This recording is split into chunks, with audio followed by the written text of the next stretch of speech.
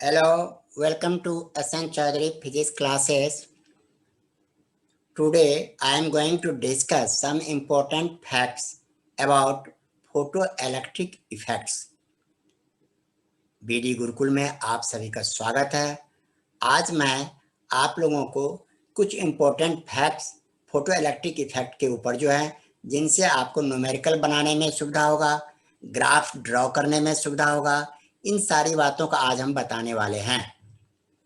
अब इसी आधार पर सबसे पहला रिलेशन देख लो, relation between cut off potential frequency of the incident photon and threshold frequency. Cut off potential and frequency of incident photon and threshold, इसके बीच का रिलेशन हम देखते हैं। कट ऑफ पोटेंशियल कहलाता है बेटा V naught e V not equal to K max means kinetic energy maximum, H equal to h nu minus nu naught, ये हम पहले से जानते हैं। यदि इसी फ्रीक्वेंसी को हम इसमें स्पीड के रूप में चेंज करते हैं, तो तब हमारा हो जाता है nu equal to c by lambda, तो h equal to h c by lambda minus c by lambda naught equal to c हम कॉमन ले लेते हैं, तो h c equal to 1/λ minus 1/λ naught. ये अब आप देख रहे हो। अब इस आधार पर ये रिलेशन आपको न्यूमेरिकल्स बनाने में बहुत मदद करेंगे। कभी कभी कहता है काइनेटिक एनर्जी मैक्सिमम गिवन है और कट ऑफ वोल्टेज निकालो, पोटेंशियल निकालो, तो इस फॉर्मूले का यूज करेंगे।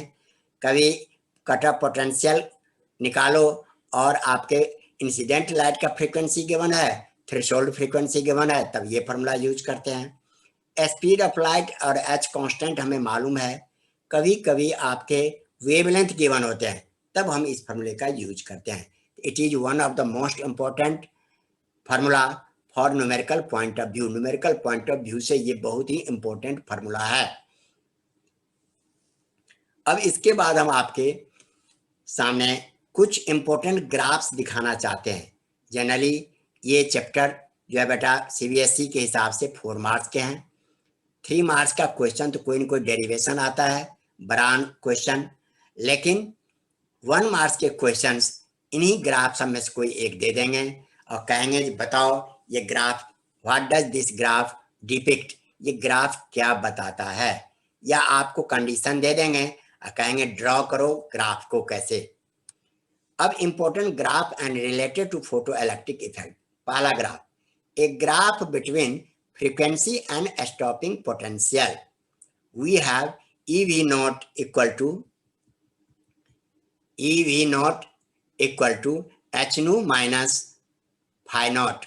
ये हमारा हो गया stopping potential equal to that is kinetic energy होता है और इंसिडेंट का energy minus threshold frequency. Now V not equal to हम क्या लिखते हैं, ये ई अपॉन में आ जाएगा बेटा, तो एच नू अपॉन ई यहाँ भी आ गए और फाई नॉट अपॉन ई ये भी आ गया। For metal h upon e is constant, Planck's constant upon charge of electron constant है, and phi naught upon e is also constant, क्योंकि हर एक मेटल का थ्रेशोल्ड फ्रीक्वेंसी और वर्क फंक्शन फिक्स्ड होता है। अब इस आधार पर अब देखो, for metal h upon e constant, तो इस आधार पर जब ये कांस्टेंट है, ये कांस्टेंट है, तो हम V nought proportional to incident frequency nu लिखते हैं। वी नॉट प्रोपोर्शनल टू नू, ये हमारा हो गया इसका। अब यहाँ पर नू और वी नॉट के बीच का graph is a straight, the graph between nu minus V naught is a straight line as shown in figure. Comparing equation first, ये इक्वेशन था हमारा पहला, y equal to mx plus c is an equation of a straight line। ये straight line का है। We observe that, find that slope of line m equal to he, line का slope किसके बराबर होगा, h अपॉन e के बराबर, और x intercept is v naught and the y intercept is phi naught by e। ये हमारा graph में इस तरह से आप देख रहे हो, ये हमारा एक्स इंटरसेप्ट हो गया, ये हमारा वाई इंटरसेप्ट हो गया। The graph between frequency and stopping potential. अब नेक्स्ट में देखो, the graph between frequency and stopping potential V naught for different material will be represented by parallel lines as shown in figure। मान लो इधर हम frequency लिखते हैं और इधर हम स्टॉपिंग पोटेंशियल अलग अलग मेटल का लिखते हैं, इस तरह से मुझे स्ट्रेट लाइन मिलते हैं जो पैरेलल होते हैं as shown in figure। It is so because the slope of each line is h by e। हर एक लाइन का स्लोप क्या मिलेगा, h अपॉन e के बराबर, which is constant। but threshold frequency for different material is different। Threshold frequency सबका अलग अलग होता है। जैसे सीजियम का वर्क फंक्शन 2.14 होता है सबसे कम, और प्लेटिनम का सबसे ज्यादा आते हैं आपके more than 5 electron volt work function. इस सबका ये थ्रेशोल्ड फ्रीक्वेंसी ए का है, ये थ्रेशोल्ड फ्रीक्वेंसी बी का है, ये थ्रेशोल्ड फ्रीक्वेंसी सी का है। आप कर्सर पर ध्यान दो। इस तरह से आप दो ग्राफ आप सीख लिए। ये ग्राफ ऐसे ही दे देंगे, कहेंगे बताओ ये ग्राफ क्या बताता है। The graph between frequency and stopping potential for different material will be represented by parallel straight line as shown in figure. Next graph में आ जाओ बेटा। Third, a graph between frequency and maximum kinetic energy. अब हम K max equal to क्या जानते हैं, h nu minus phi nought, that is work function.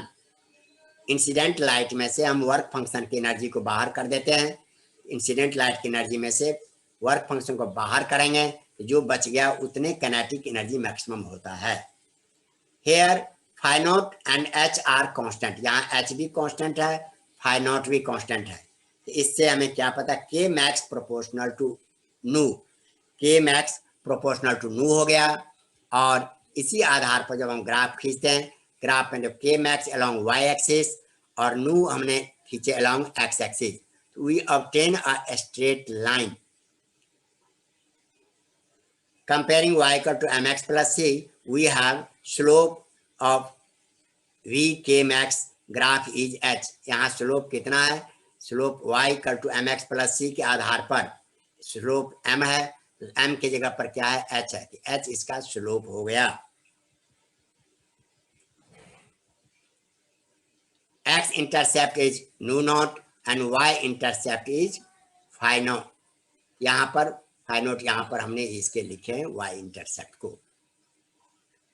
अब इस आधार पर आगे देखते हैं फोर्थ इक्वेशन या fourth graph, frequency and photo electric current graph. यहाँ पर ग्राफ किसका, frequency and photo electric current. अब हम क्या जानते हैं बेटा, थ्रेशोल्ड फ्रीक्वेंसी से कम रहते हैं, इलेक्ट्रॉन का इजेक्शन नहीं होता, इलेक्ट्रॉन बाहर नहीं निकलते हैं। जब इलेक्ट्रॉन फ्लो नहीं करेंगे, निकलेंगे नहीं, तो करंट नहीं रहेगा। इसलिए बिलो थ्रेशोल्ड फ्रीक्वेंसी ग्राफ से हमें क्या पता चलता है, देयर इज नो करंट। हमने करंट को अलोंग वाई एक्सिस लिखा है और फ्रीक्वेंसी को अलोंग एक्स एक्सिस।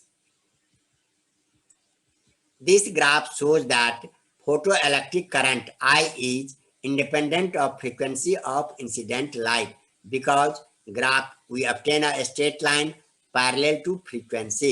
फ्रीक्वेंसी के चेंज करने से करंट में कोई चेंज नहीं होता है, इसलिए यहाँ पर हम ये independent of frequency. A graph between, fifth में देखो, अ graph between intensity and stopping potential. अब यहाँ पर हमने क्या किया, along x एक्सिस इंटेंसिटी लिखा, along y axis stopping potential. तो हम देखते क्या है, जब इंसिडेंट इंटेंसिटी 0 है तब भी स्टॉपिंग पोटेंशियल उतना है, इंटेंसिटी हम बढ़ाते गए, स्टॉपिंग पोटेंशियल में कोई चेंज नहीं हुआ, and thus we obtain a line, straight line parallel to intensity axis. Intensity axis के पैरेलल हमने एक स्ट्रेट लाइन बना। This graph shows that magnitude of stopping potential, this graph shows that the magnitude of the stopping potential is independent of intensity of incident radiation। इस तरह से बेटा हमने 5 graph आपके यहाँ तक एक्सप्लेन कर दिए। अब नेक्स्ट ग्राफ देखो 6, graph between time and photo electric current. अब आपके टाइम कितना लगते हैं देखो, यहाँ पर हमने क्या किया, टाइम को हमने लिखा अलोंग एक्स एक्सिस और करंट को लिखे हमने अलोंग वाई एक्सिस। जब टाइम 0 है तो यहाँ पर है, जैसे जैसे टाइम बढ़ता गया करंट थोड़ा थोड़ा बढ़ते गए, और जब टाइम 10⁻⁹ सेकंड हो गया फिर करंट स्टॉप हो गया और करंट का बढ़ना रुक गया। तब हमें एक स्ट्रेट लाइन मिलते हैं, जो स्ट्रेट लाइन टाइम एक्सिस के पैरेलल हैं।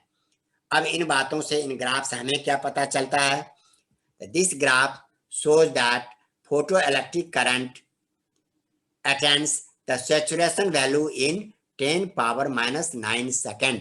मीन्स जो करंट इंसिडेंट लाइट गिरते हैं उसके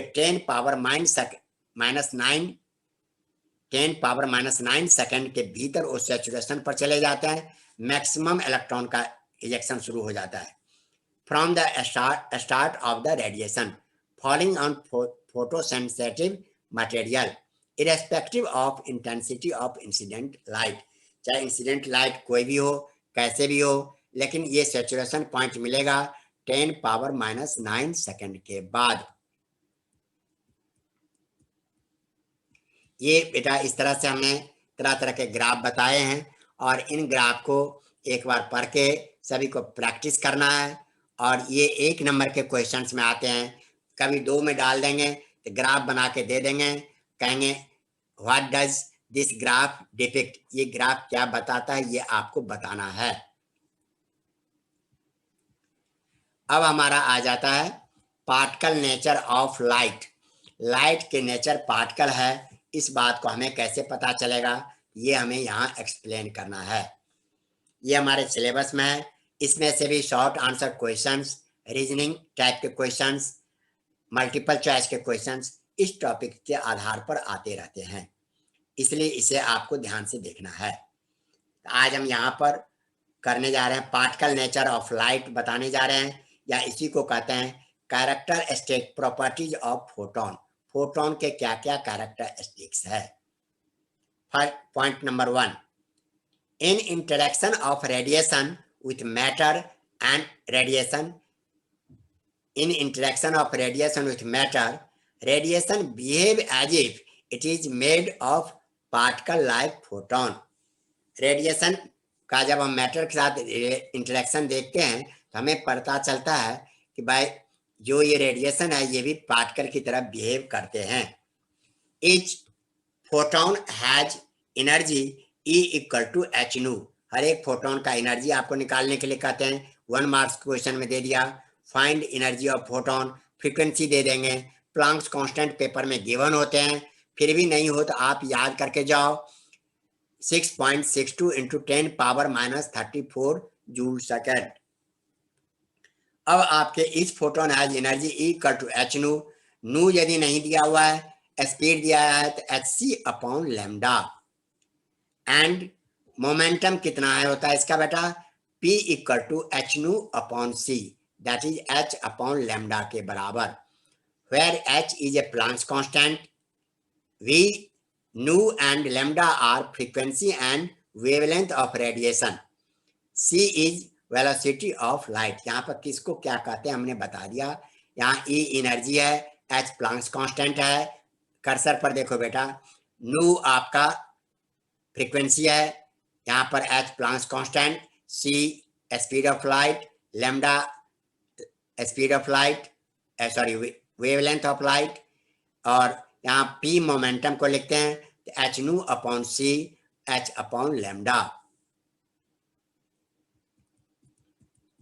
थर्ड पॉइंट बेटा अब आप आ जाओ, the energy of photon is independent of intensity of radiation.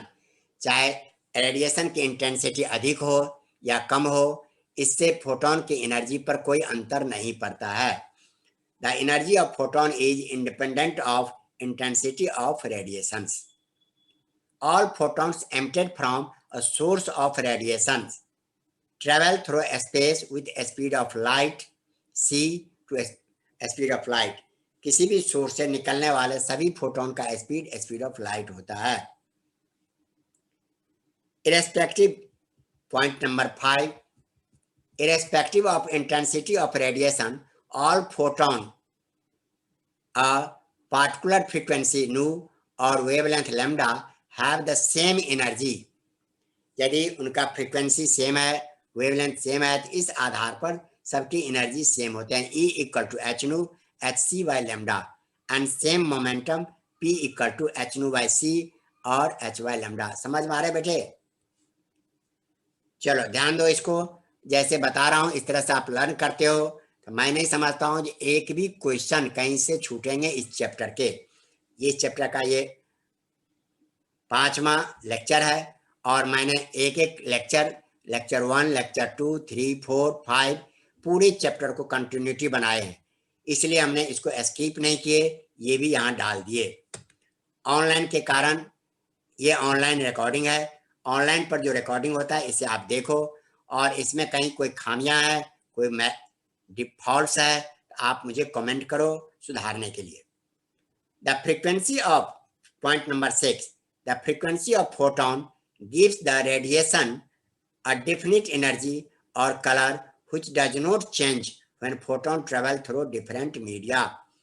Frequency give the radiation of definite energy कहने मतलब हम आपका रिफ्रैक्शन में भी बताए थे. When light passes from one medium to other medium, there is no change in frequency of radiation or light. Velocity of photon is point number 7. Velocity of photon in different media is different, which is due to change in its wavelength. सभी का wavelength frequency तो constant होते हैं, लेकिन wavelength बदलते रहते हैं. इसी के कारण रेडिएशन का वेलोसिटी आपके हर अलग अलग मीडिया में अलग अलग होता है. Point number 8, rest mass of photon is 0. Photon का जब हम मास निकालते हैं थ्योरी ऑफ रिलेटिविटी में हम जानते हैं m nought equal to m upon root under 1 minus v square upon c square. यहाँ m नॉट रेस्ट मास है, m एक्टिव मास है, और या इंस्टेंटेनियस मास को root upon root under 1 v speed of photon है, और sorry v velocity है, और आपका c स्पीड ऑफ लाइट है. इसके आधार पर हम कैलकुलेट करते हैं. रेस्ट मास ऑफ फोटोन 0 है, कहने मतलब फोटोन का कोई मास नहीं होता है. Photons are not deflected by electric. Point number 9, photons are not deflected by electric and magnetic field. This shows that photons are electrically neutral. इसके ऊपर कोई चार्ज भी नहीं होता है. In a photo particle collision, energy and momentum are conserved. जब ये आपस में टकराते हैं या फोटोन का टक्कर होती है तो वहाँ एनर्जी ये फुल्ली इलास्टिक होता है, जिसके कारण इनका एनर्जी और मोमेंटम कंजर्व होता है. अब जब फोटोन के पार्टिकल नेचर के बारे में आ गए, अब आप समझ लो लाइट का एक्सप्लेनेशन क्या हो गया. फोटो इलेक्ट्रिक इफेक्ट का मुख्य पर्पस था to establish particle nature of light. Light का पार्टिकल नेचर एक्सप्लेन करना, जो हमने यहाँ तक दिखा दिए. अब इससे पहले चल रहा था wave theory, Huygens wave theory, जिसके आधार पर उन्होंने इंटरफेरेंस, डिफ्रैक्शन, पोलराइजेशन जैसे फिनोमेना को प्रूव किए थे. अब इन थ्योरी के आधार पर, आइंस्टीन के इस इक्वेशन के आधार पर, फोटो इलेक्ट्रिक इफेक्ट के आधार पर, फिर wave theory of light fail कर गए. कैसे? अब देख लो. Failure of wave theory of light to explain photo electric effect. Wave theory of light के आधार पर फोटो इलेक्ट्रिक इफेक्ट का एक्सप्लेनेशन संभव नहीं है, पॉसिबल नहीं है. According to wave theory of light, light is an electromagnetic wave. Wave theory of light क्या बताता है? Light is an electromagnetic wave consisting of electric and magnetic field, जो इलेक्ट्रिक और मैग्नेटिक फील्ड से बना है, with continuous distribution of energy over the region over which wave extends. Wave जहाँ तक चलते हैं सब जगह इलेक्ट्रिक और मैग्नेटिक फील्ड है, उसी के कारण ये चलते हैं. This theory failed to explain the following experimental fact. इस थ्योरी ने अब आपको बताएं आप जानते हो इलेक्ट्रोमैग्नेटिक वेव हाइजेंस ने दिए थे, और आगे चल के मैक्सवेल क्लार्क ने प्रूव किया था light is an electromagnetic field. पूरे स्पेस में इलेक्ट्रिक फील्ड है, मैग्नेटिक फील्ड है, दोनों एक दूसरे के 90 डिग्री पर है, तब उसके थर्ड 90 डिग्री पर आपका वेव चलते हैं। जैसे इस तरह से हमने दिखा दिया, along x axis, y axis को हमने इलेक्ट्रिक फील्ड माना, अलोंग जेड एक्सिस को हमने मैग्नेटिक फील्ड माना, तो वेव चलेंगे अलोंग एक्स एक्सिस। ये वेव थ्योरी का एक्सप्लेनेशन था। वेव, इलेक्ट्रोमैग्नेटिक वेव को हर्ज नामक साइंटिस्ट ने डिटेक्ट भी किया, प्रोड्यूस भी किया, लेकिन इस थ्योरी ने फोटो इलेक्ट्रिक इफेक्ट को एक्सप्लेन नहीं कर पाया। कैसे? तो वो अब देखो, पहला पॉइंट, वेव थ्योरी क्या कहता है? At higher intensity of incident radiation, incident radiation का यदि इंटेंसिटी हाई है, should liberate photo electrons of higher kinetic energy, intensity ज्यादा है तो फोटो इलेक्ट्रॉन्स निकलेंगे और वो भी हायर किनेटिक एनर्जी वाला। But K max is found to be independent of intensity. अब इनके आधार पर हायर इंटेंसिटी से तो शुड लिबरेट फोटो इलेक्ट्रॉन और हायर किनेटिक एनर्जी वाला इलेक्ट्रॉन निकलेगा, लेकिन यहाँ हम क्या एक्सप्लेन किए हैं कि maximum kinetic energy is independent of intensity, does not depend on intensity of light या रेडिएशन। यहां पर ये फेल कर गए। No matter that, no matter what the frequency of incident radiation is, light wave of sufficiently high intensity should be able to eject electron from the metal surface। अब यहां पर ये कहते हैं नो मैटर व्हाट फ्रीक्वेंसी, चाहे कोई भी frequency का लाइट क्यों न गिरे, यदि इंटेंसिटी, हाई इंटेंसिटी की लाइट मेटल पर गिरते हैं तो वहां से इलेक्ट्रॉन बाहर निकलेगा। लेकिन हम क्या पाते हैं कि भाई थ्रेशोल्ड फ्रीक्वेंसी से नीचे वाले फ्रीक्वेंसी पर लाइट इलेक्ट्रॉन बाहर नहीं निकलते हैं। A light wave of sufficiently high intensity should be able to eject the electron from the metal surface, but thus the wave theory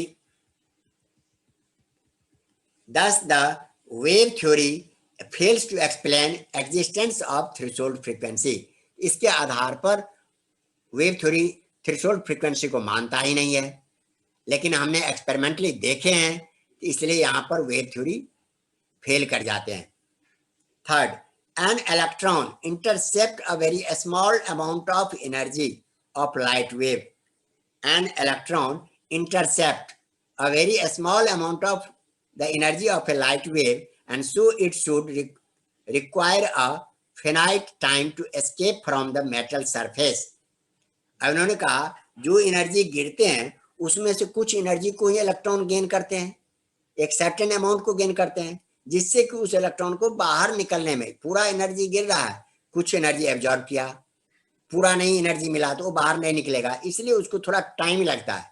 लेकिन फोटो इलेक्ट्रिक इफेक्ट ने क्या एक्सप्लेन किया? Time lag 10⁻⁹ second. So it should be require a finite time to escape from metal surface, but actually the emission of almost instantaneous। लेकिन practically experimentally हमने क्या verify किया? Radiation गिरते हैं और इलेक्ट्रॉन बाहर निकलते हैं। वेव थ्योरी कहता था जो कुछ देर तक उसको टाइम लगेगा निकलने में, यहां भी वेव थ्योरी फेल कर गए। अब देखो बेटा, ये सारा हमने डुअल, इसके डुअल नेचर का ये पार्ट है, इसमें ये सब पढ़े हैं। अब इसी के आधार पर अब हम यहाँ पर बताने जा रहे हैं photo electric cell. Photo electric cell, हम सोलर एनर्जी से इलेक्ट्रिक करंट कैसे प्राप्त करते हैं, ये हमारा आ जाएगा फोटो इलेक्ट्रिक सेल्स में। अब यहाँ फोटो इलेक्ट्रिक सेल वैसे पूछ लेता है व्हाट इज दिस, तो लिख दिए। अब आपका पूछता है जनरली इसका प्रिंसिपल क्या है, ये भी बताना है, ये वर्क कैसे करता है तो वर्किंग भी बताना है। तो सिंपली पॉइंट ऐसे लिखने से काम नहीं चलते हैं, हमें यहाँ पर इसका सब कुछ देना है। फोटो इलेक्ट्रिक सेल, पहला तो इंट्रोडक्शन देंगे। Photo electric cell is a device which converts light energy into electrical energy. आप जो सोलर एनर्जी के आधार पर इलेक्ट्रिसिटी प्रोड्यूस करते हो, तो ये वही डिवाइस है शुरुआत का। Primitive form, photoelectric cell is a device. It is a device which converts light energy into electrical energy. Photoelectric cell एक डिवाइस है जो लाइट एनर्जी को इलेक्ट्रिकल एनर्जी में कन्वर्ट करते हैं। ये इंट्रोडक्शन हो गया, point number 1। Point number 2 introduction में ही लिखते हैं बी पार्ट में, it is also called an electric eye. इसे हम इलेक्ट्रिक आई के नाम से भी जानते हैं।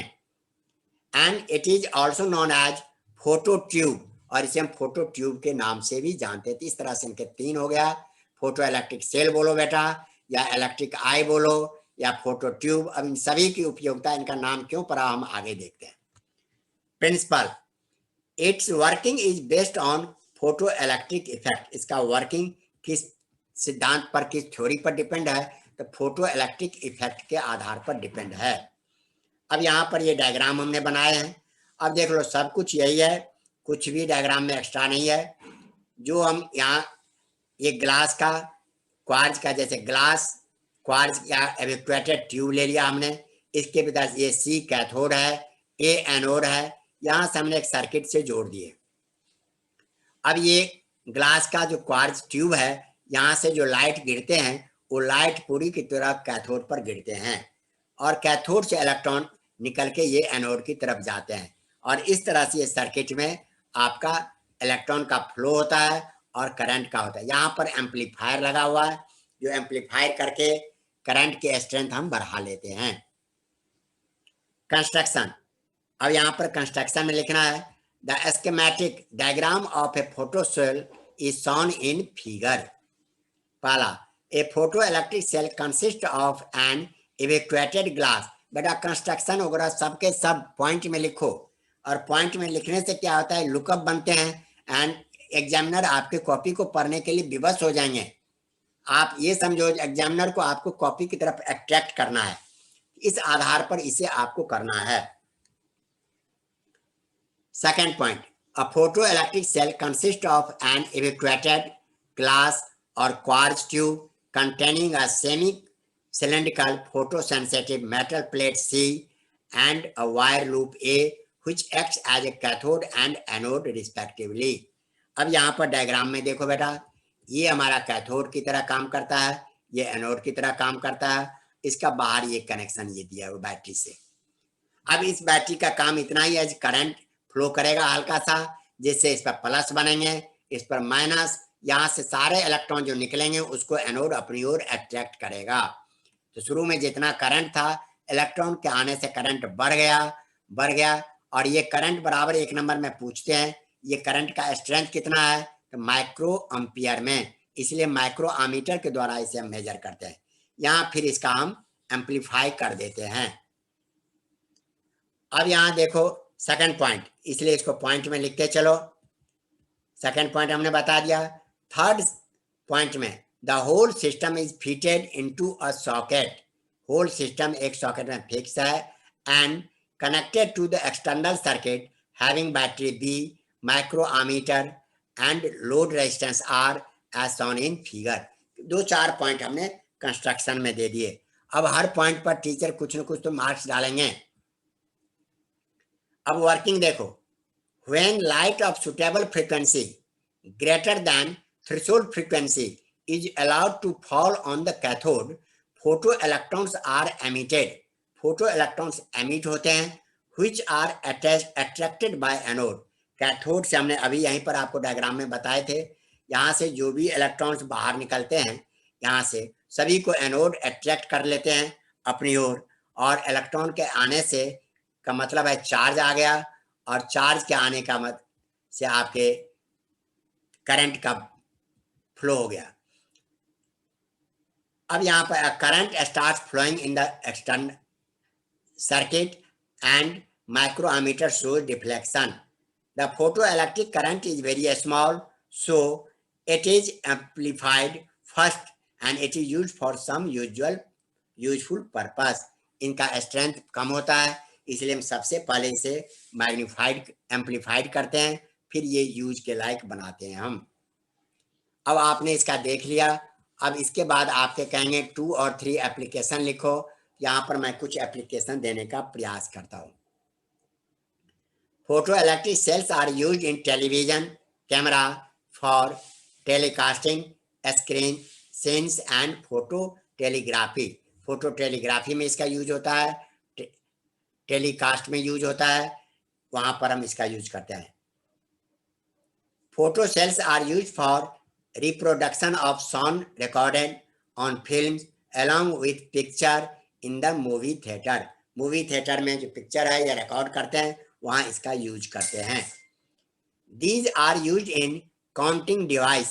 वैसे जैसे आजकल बैंक में देखते हो पैसे काउंटिंग होते हैं मशीन से, तो वहां पर भी ये डिवाइस ही लगा हुआ है। Photo cells are use in burglar alarm and fire alarm.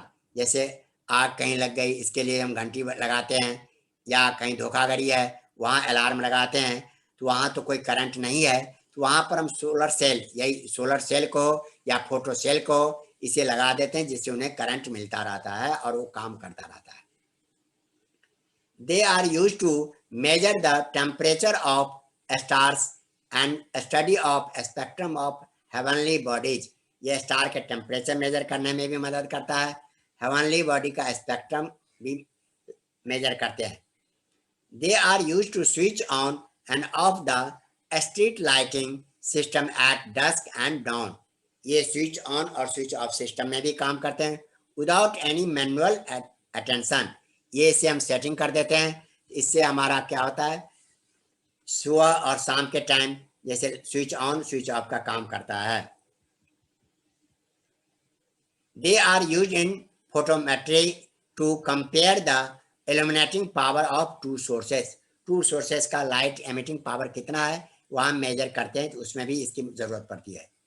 They are used in industries for locating minor flaws or holes in metallic sheet। अब मेटल का बड़ा सा सीट हमने ले लिया, लेकिन उसके भीतर में कहीं क्रैक है, इस तरह का जो कंडीशन है, इसके लिए भी हम इसका यूज करते हैं। They are used as photoelectric sorters to sort out the material of different shades। अलग अलग शेड्स का डिफरेंट मटेरियल को सॉर्ट आउट करने के लिए, ढूंढने के लिए भी इसका यूज करते हैं। They are use to determine the opacity of solids and liquids.